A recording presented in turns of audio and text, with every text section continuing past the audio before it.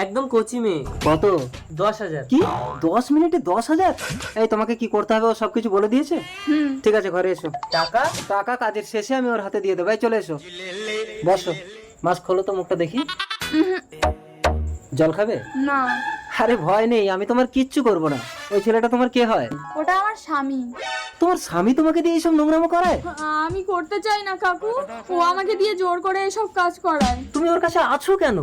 আমার বাবা মা কেউ নেই, আমার সৎ মা ওই ছেলেটার কাছ থেকে অনেক টাকা নিয়ে আমাকে ওর সাথে বিয়ে দিয়ে দিয়েছে। ওকে, রিল্যাক্স, জল খাও, জল খাও। কি হলো, 10 মিনিট তো হয়ে গেল। আরে চিন্তা করছো কেন? যত মিনিট হবে তত 1000 টাকা দেবো, যাও। ওকে।